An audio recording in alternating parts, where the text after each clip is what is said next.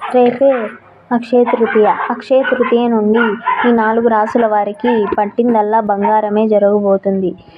ఈ 4 రాశుల వారు నక్క తోక తొక్కినట్టే అవుతుంది. ఏ పని చేసినా వారికి విజయం ఖచ్చితంగా వస్తుంది. ఎందుకంటే బృహస్పతి, శుక్రుడు సంచారం చేస్తున్నారు కాబట్టి ఈ 4 రాశుల వారు చాలా ధనవంతులు అయ్యే అవకాశం ఉంది. ఆ 4 రాశులు ఏవో ఇప్పుడు ఈ వీడియో ద్వారా తెలుసుకుందాం. ముందుగా మన ఛానల్ని సబ్స్క్రైబ్ చేసుకోకుంటే తప్పకుండా సబ్స్క్రైబ్ అయితే చేసుకోండి.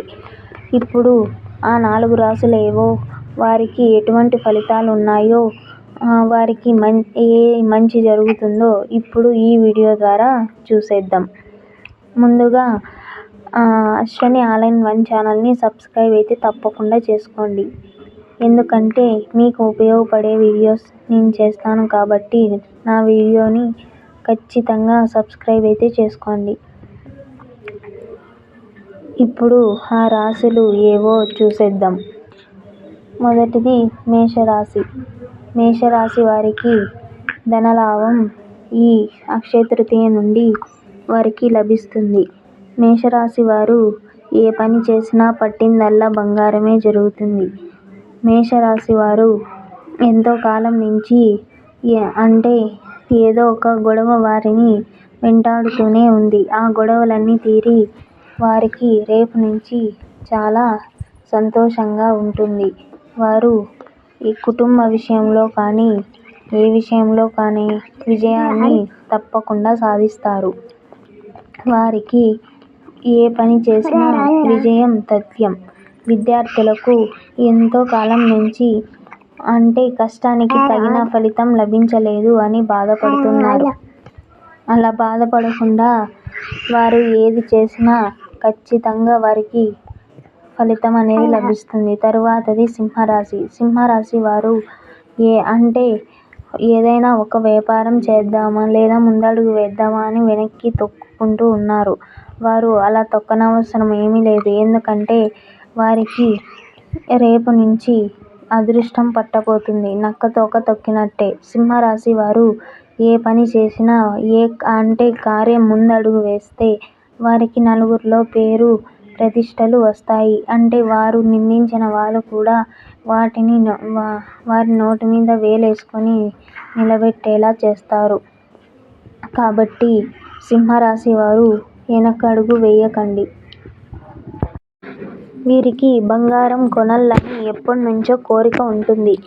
ఈరోజు రేపు అక్షయ తృతీయ రోజు బంగారం ఏదైనా సరే కొంచెం కొనండి.